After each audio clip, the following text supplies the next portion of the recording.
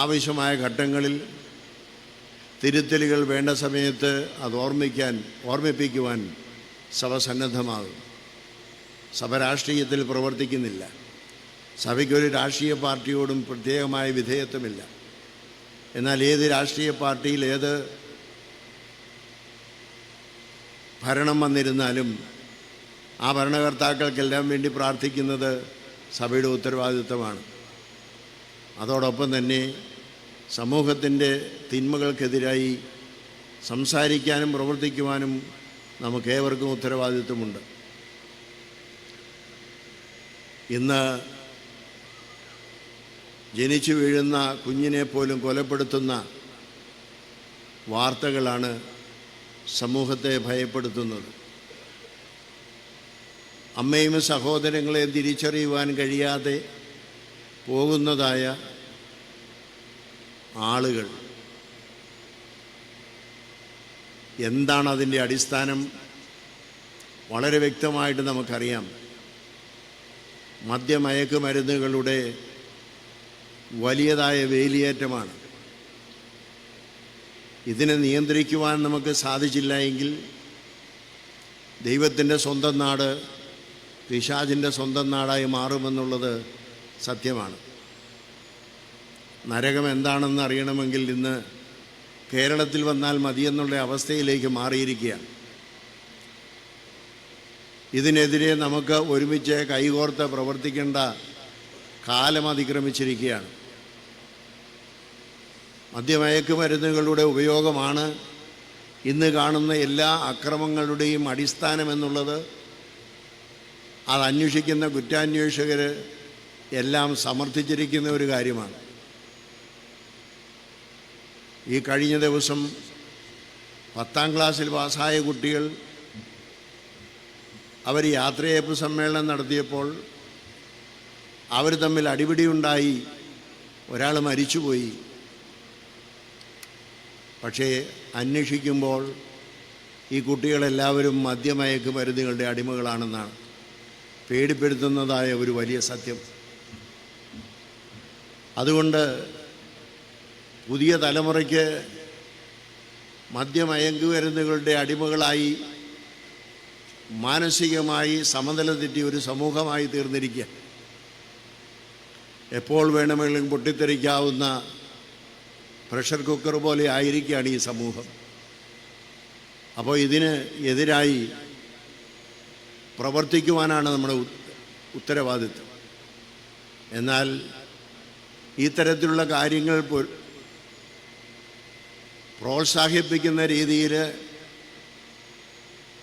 രാഷ്ട്രീയക്കാരും ഭരണ സംവിധാനങ്ങളും ചെയ്യുമ്പോൾ അതിനെ നിശിതമായി വിമർശിക്കേണ്ട ഉത്തരവാദിത്വം സഭയ്ക്കുണ്ട്.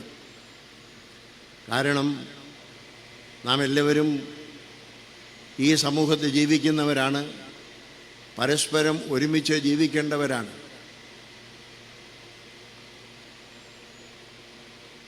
മദ്യവും മയക്കുമരുന്നും ഇത്രമാത്രം വ്യാപിപ്പിച്ചിട്ടും വീണ്ടും മദ്യ പാർലറുകളും ബ്രൂവറികളും ഇങ്ങനെ വേണ്ട മദ്യം കൂടുതൽ ഒഴുക്കുന്നതിനാവശ്യമായിരിക്കുന്നതെല്ലാം ചെയ്തുകൊണ്ടിരിക്കുന്ന ഭരണാധികാരികൾ കണ്ണു തുറക്കേണ്ടത് ആവശ്യമാണ്. മദ്യ ഉപയോഗം തന്നെ ലഘൂകരിക്കുന്ന, ഒരു പ്രശ്നവുമില്ലാത്തതായ രീതിയിൽ ലഘൂകരിക്കുന്ന വീഡിയോകളും അതുപോലെയുള്ള സിനിമകളുമൊക്കെ ഇറങ്ങുമ്പോൾ അതിന് സെൻസർഷിപ്പ് നടത്തി അങ്ങനെയുള്ള സമൂഹത്തിൽ പ്രവർത്തിക്കാതിരിക്കുവാൻ ഭരണാധികാരികൾ ശ്രമിച്ചാൽ മാത്രമേ അത് സാധിക്കുകയുള്ളൂ. ഉപദേശം കൊണ്ട് നടക്കുകയില്ല. ശക്തമായ ശിക്ഷണ നടപടി ഉണ്ടാകണം. ഗൾഫ് രാജ്യങ്ങളിൽ താമസിച്ചിട്ടുള്ളവർക്കറിയാം, ഗൾഫ് രാജ്യങ്ങളിൽ മയക്കുമരുന്നിൻ്റെ ട്രാഫിക് നടത്തുന്ന ആരെങ്കിലും ഉണ്ടെങ്കിൽ അവർ കുറ്റത്തിൽ പിടിക്കപ്പെട്ടാൽ പിന്നെ അവർ ലോകം കാണാറില്ല, പിന്നെ അവർ സമൂഹത്തിൽ ഇറങ്ങാറില്ല. ഇതിന്ന് മദ്യമയക്കുമരുന്ന് കേസുകളിൽ പിടിച്ചാൽ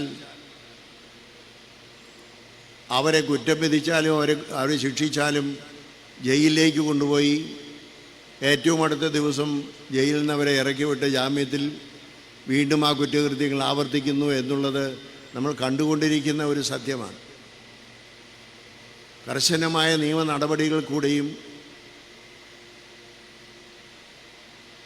അതിന് സമാപ്തി കുറിക്കുവാൻ രാഷ്ട്രീയ നേതാക്കൾക്ക് കഴിയില്ല എങ്കിൽ, ഭരണകൂടത്തിന് കഴിയില്ല എങ്കിൽ ഈ സമൂഹം നമ്മൾ പ്രതീക്ഷിക്കുന്നതിനേക്കാൾ വലിയ വിപത്തിലേക്ക് പോകുന്നു. ഇന്ന് അനേകം കുഞ്ഞുങ്ങൾ ആത്മഹത്യ ചെയ്യുന്നത് പല റീലുകൾ കണ്ടിട്ടാണ്. എല്ലാവർക്കും റിയൽ ലൈഫാണുള്ളത്, റിയൽ ലൈഫില്ല. ഇതിൽ കൂടിയാണ് അവർ നടന്നു പോകുന്നത്. വളരെ സ്ഫോടനാത്മകമായിരിക്കുന്ന അവസ്ഥ. ഒരു ഫോൺ വാങ്ങിക്കൊടുത്തില്ല എങ്കിൽ, ഫോൺ ഉപയോഗിക്കുന്നത് തിരിച്ചു പിടിച്ചെങ്കിൽ കുഞ്ഞുങ്ങൾ ആത്മഹത്യ ചെയ്യുന്ന അവസ്ഥ. എന്താണ് ഇവിടെ നടക്കുന്നത്? ഒരു വിഷയത്തിന് തോറ്റാൽ ഉടനെ ആത്മഹത്യ ചെയ്യുന്ന, ഇതിനെക്കുറിച്ചുള്ളതായ ബോധവൽക്കരണമോ വ്യക്തിപരമായിരിക്കുന്ന സ്വാധീനം ചെലുത്തുവാനോ അങ്ങനെയുള്ളതായ കർമ്മപരിപാടിക്ക് രാഷ്ട്രീയ ഗവൺമെൻറ് അധികാരികൾ ശ്രമിക്കണം. അല്ലാതെ ആരെങ്കിലും എവിടെങ്കിലും ആത്മഹത്യ ചെയ്താൽ, അല്ലെങ്കിൽ അക്രമമുണ്ടായി കൊല ചെയ്യപ്പെട്ടാൽ, അല്ലെ വന്യമൃഗങ്ങൾ കൊണ്ട് ജീവൻ നഷ്ടപ്പെട്ടാൽ ഉടനെ ഒരു സാമ്പത്തിക സഹായം കൊടുത്ത് അതിൽ നിന്ന് പിന്മാറുക. പിന്നെ അവർക്ക് വേറെ ഉത്തരവാദിത്വമൊന്നുമില്ല. മനുഷ്യജീവൻ ഇത്രമാത്രം വില കൽപ്പിക്കാതെ പോകുന്നു. മദ്യം കൊണ്ടും മയക്കുമരുന്ന് കൊണ്ടും വന്യജീവികൾ കൊണ്ടും മനുഷ്യൻ നഷ്ടപ്പെടുന്നു. മനുഷ്യന് ജീവിക്കാൻ സാധ്യമല്ലാത്ത ഒരവസ്ഥ ഈ ലോകത്തിൽ വന്നിരിക്കുന്നു. ഇതിന് ഉത്തരവാദിത്തപ്പെട്ട ഭരണാധികാരികൾ കണ്ണു തുറക്കണം. മനുഷ്യന് സ്വതന്ത്രമായി ഈ ലോകത്ത് ജീവിക്കുവാൻ, സമാധാനപരമായി ജീവിക്കുവാനുള്ളതായ അവസ്ഥയാണ് ദൈവം തന്നിരിക്കുന്നത്.